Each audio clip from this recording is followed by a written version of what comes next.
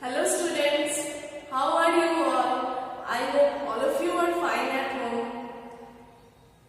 Today we will learn the topic Asexual Reproduction in Plants Part 1, which is under Class 7, Subject Biology, Chapter number 12, Reproduction in Plants.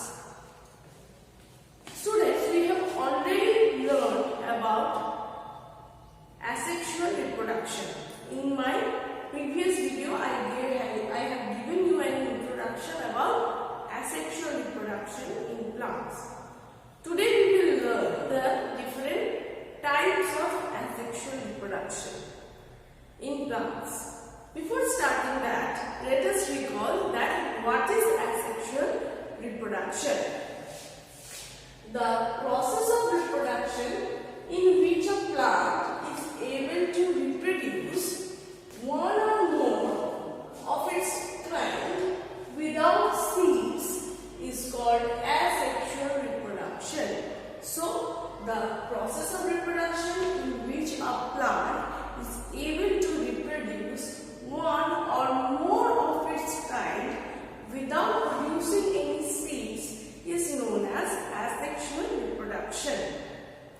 Now, asexual reproduction can be of various methods. So, different methods of asexual reproduction are as follows. First is cell fission. Next is budding. Third one is spore formation.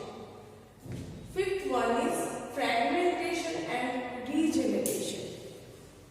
And sixth one is vegetative propagation. So students, today we will learn in detail about cell fission. So let us start.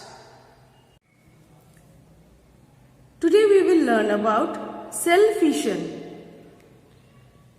Splitting of a mature cell into two or more cells of the same type is called cell fission. The splitting of a cell into two cells of the same type is called binary fission. The splitting of a cell into more than two cells of the same type is called multiple fission. In binary fission, first the nucleus divides into two nuclei. The cytoplasm then divides into two parts, each containing a nucleus. Further stretching leads to the formation of the two daughter cells. These cells, so formed, grow into mature cells and then undergo similar binary fission.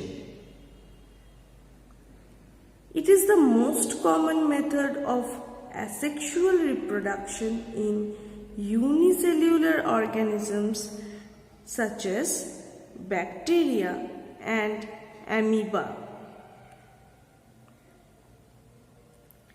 Now students, you observe the diagram. It is showing the binary fission in bacteria. It is showing the process of binary fission in bacteria. Now you can see in the first diagram, you can see that is a bacterial cell having its cell wall, cytoplasm, cytoplasmic membrane and nuclear material as labeled in the diagram. You can see it clearly. Next, what happens? In the first step, the as we have learned just before, that in case of binary fission, first the nucleus divides into two nuclei. So you can see in the second diagram that the nuclear material has divided into two parts, into two nuclei. Then you can see that the cytoplasm has also divided into two parts in the third diagram. In the third diagram, you can see after the nuclear division, the cytoplasm has divided into two parts, each containing a nucleus. Next, in the fourth diagram, you can see further stretching of the cytoplasm.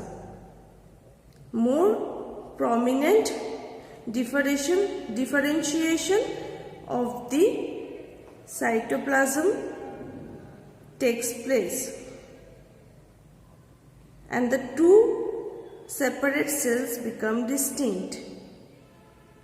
In the fifth or the last diagram, you can see the cytoplasm totally differentiates into two parts, and two distinct daughter cells can be seen containing nuclear material in each of them. So, in this case, we see that a single cell divides into two daughter cells.